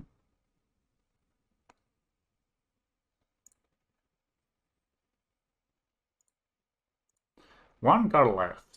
Interesting. This can block. They're dealing me 11 next turn.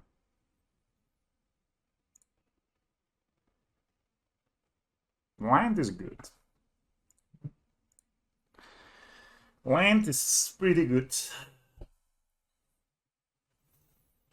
I have 3 mana. This costs 4, right, to activate.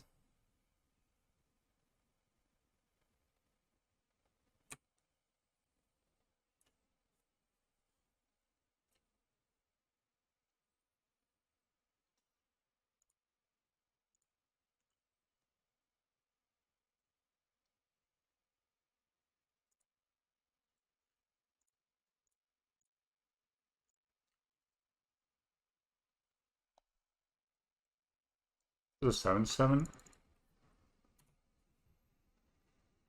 Definitely gonna hit my drum here, at least.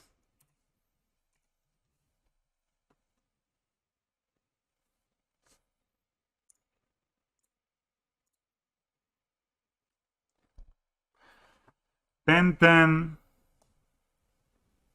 So I can make this 13, put them down to 2. That's too risky, right? This way we don't lose. They go down to 5. I have a 10/10 Trampler. Sure. I mean, maybe they kill me, but maybe not. Iteration. That's 11 damage they have over there. Should I have eaten my top third there?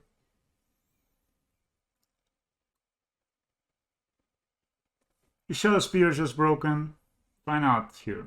So that's 11 damage. How can they kill me again? Another Morktide? Another Morktide will meet them. No, not EE, asshole. The thing is, EE is kind of whatever, right? They need to attack with this guy.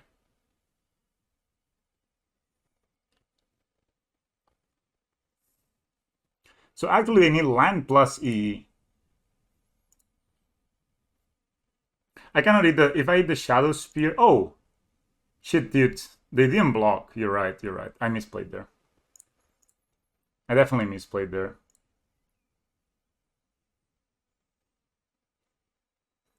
Oh shit, I definitely misplayed there. Oh man, second punt of the game. Okay, we take 3 here.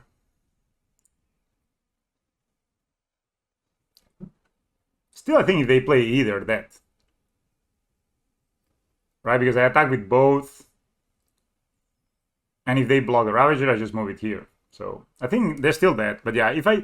Why didn't I hit my Shadow Spear? I was thinking of the Trample all the time, you know? I was thinking of the Trample. Is there any 1-mana spell they bring that bounces? I guess they could have the other one, right? They play E for 2 colors.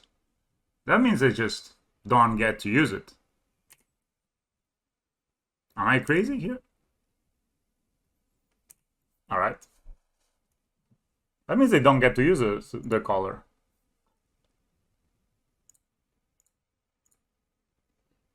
Like, they cannot activate this now. It costs 2 mana.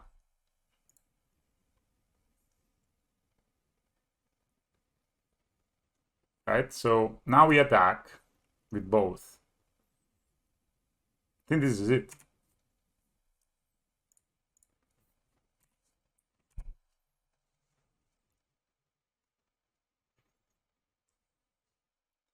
So this, it's this. Put the counters over there.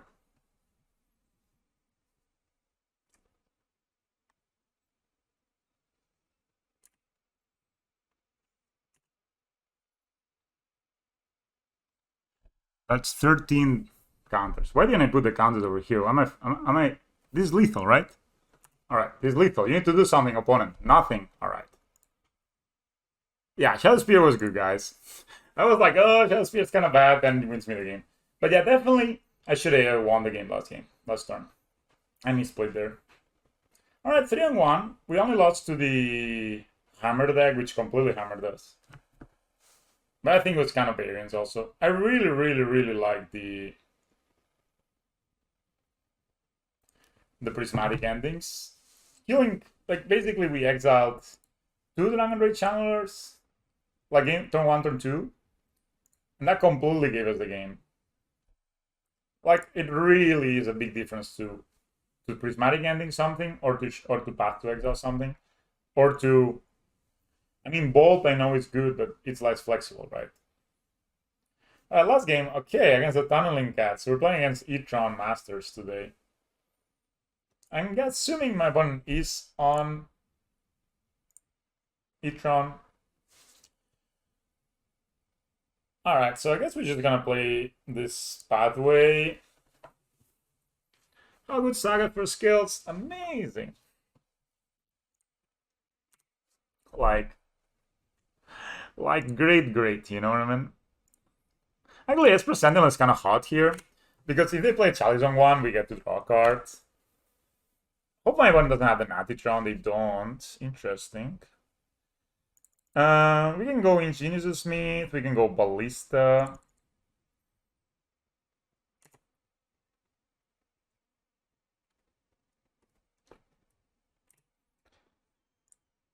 Hit them for 1. I mean, if my opponent has Karn the Great Career, what is better? To go Ballista or to go Ingenious Smith? I think it's better to go Ingenious Smith and then play Ravager Ballista later.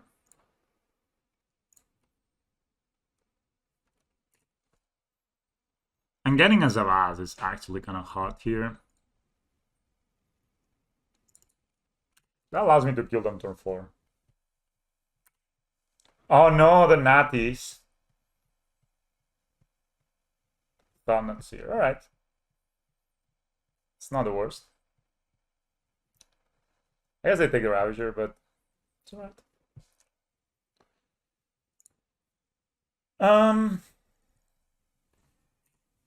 So I can make a construct. I can also play Zavas.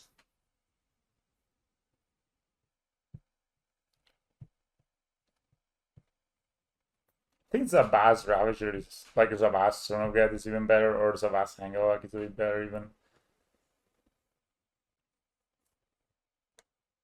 I guess Zavas Son of God is just good, right?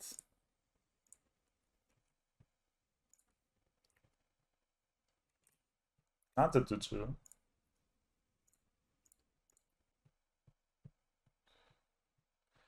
Also play the Hangawak.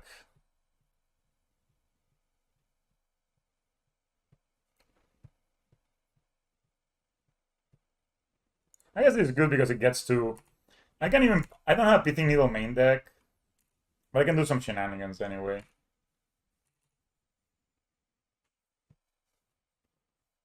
I played the deck since MH2, looks like the dust has settled a bit and Saga doesn't look like a bank card, so that's nice. Yeah, definitely. That's the second Thalnuts here. I guess they'll take whatever, it doesn't really matter. They take the ballista, maybe smartly. Una partida, estoy acabándola esta. Wow. Well, that is a turn, guys. That is a turn indeed. So, I can...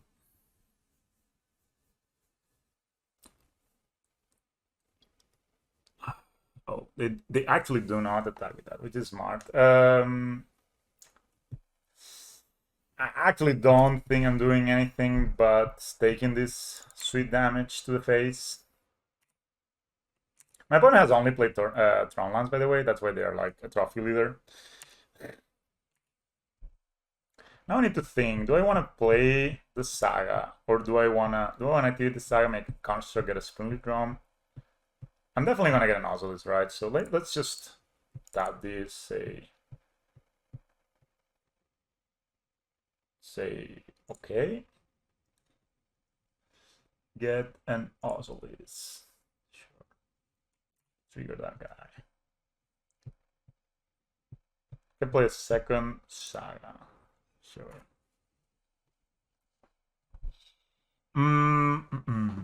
Play Hangavak for 2.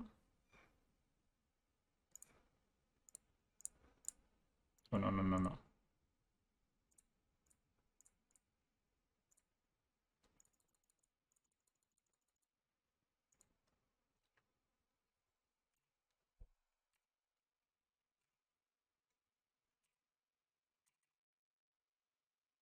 I know this will be coming in tap next turn, but... Okay, my opponent has a lot of stuff. Cavern of Souls. They played a lot of lands this game, naming Eldrazi.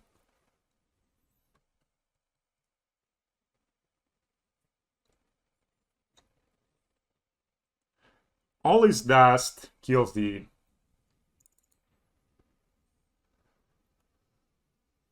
Actually, can sack the Esper Sentinel, which is kind of hot. Say... Okay. I get to draw. Sweet. I get to sack here. I'm gonna play trade my Saga. I have a plan there, guys, more or less.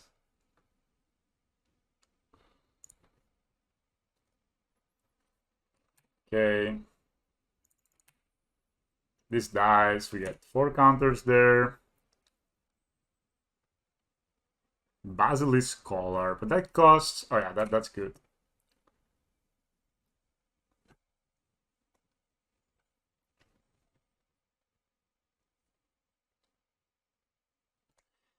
I'm pretty sure I can win with Ingenious next turn, right?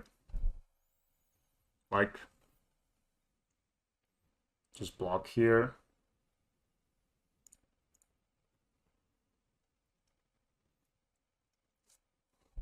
I can look for another of us. Like that's 9, I go down to 15. Yeah. Just win with Ingenious next turn.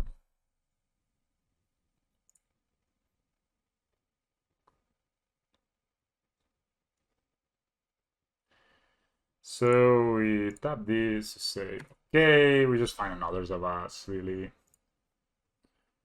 We keep this one, put counters on this one.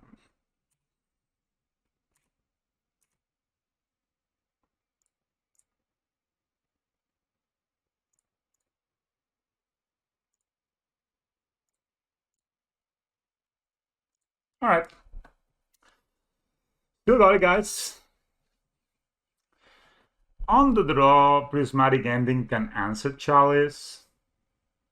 I guess Shadow Spear is good and Pithing Needle is good in this matchup.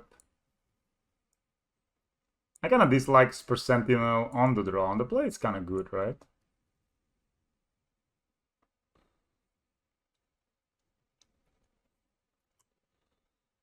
think we can cut a couple of 1-drops like this. Maybe the Ozolist too, and play three prismatic endings sounds like a lot. 2 endings, 1 claim maybe. This gives us odds to breach as well. Should I just play the 3 endings? I know it's a BS, but Sentinel to me seems like the best medium card for the deck that for cases like this matchup is easily sided out while being a 35 body that can be drawn agent. So yeah, that is what happened, right? It drew me a card. I mean, didn't really change the outcome of the game, but it is good. I liked it. I actually don't know. Okay, let's play around. Let's play around Chalice, right? Let's play in 3 prismatic endings. With this mana base and a drum, we can actually kill a breach, but it's kind of hard to kill a breach. Okay, I'm gonna bring in the claim. Yeah, I convinced myself to bring in the claim. There is definitely something with Esper Sentinel. Like, yeah, it felt fine. And matches where it's not good, you side it up. You're right. Like it is, but the question is it better than just like all right, opponent moves. This hand is all right. Especially because we can go. That's a Expedition map. Do we want to play a Nautilus or do we want to play a? Do I play a Nautilus or do I want to play a Zavas? I think playing the Nautilus may be more important, so I'm gonna go ahead and play it. If they have Chalice, they have Chalice, you know. If they have Chalice, they don't have Chalice. That's probably Chalice. Oh, this Source of Spyglass. I'm gonna happy have a Prismatic ending in my deck, honestly now. That's 3 cards in their hands, and yeah. Names are on Ravager, we immediately draw a second one. I get third one, never mind. So I guess we just play Zavas, play this, pass. Next turn we're gonna play a second Zavas and a Ravager, for example. They can have Blazon. Blazon is kind of annoying. They've topped them up, alright.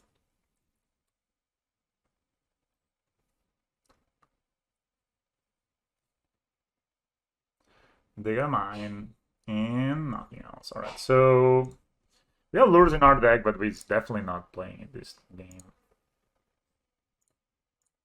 Play Ravager here. I mean, it's not amazing, but it's worse than nothing. It's better than nothing.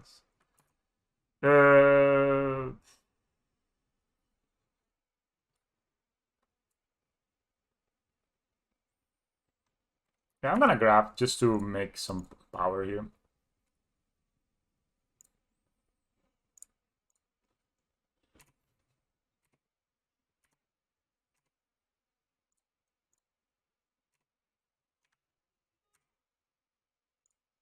Alright, we hit them for 4. I like to be aggressive in this matchup. We have claim, we have 2 endings that can answer that. Oh, alright. It's actually a pretty good draw. So we go Ranger class.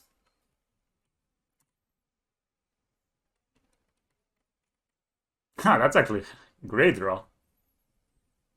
Yeah, that was a Spyglass.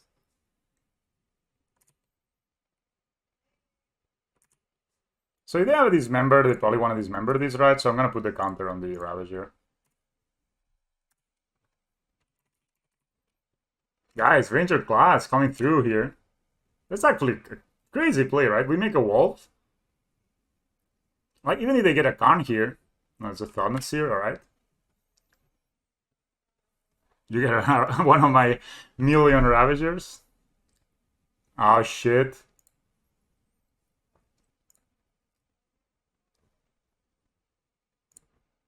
So if we equip it here,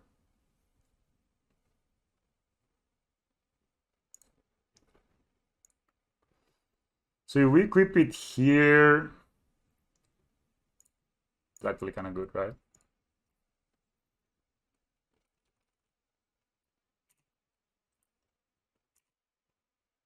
If we draw White Swords, we can just kill them next turn. They don't actually, well, they do actually have to block the Ravager. So this goes through. This is crazy. They block there. We get to draw a card. We get to gain some life. Yes. We have a 9/9, and next turn it's flying too. Alright, alright. You go. Equipment!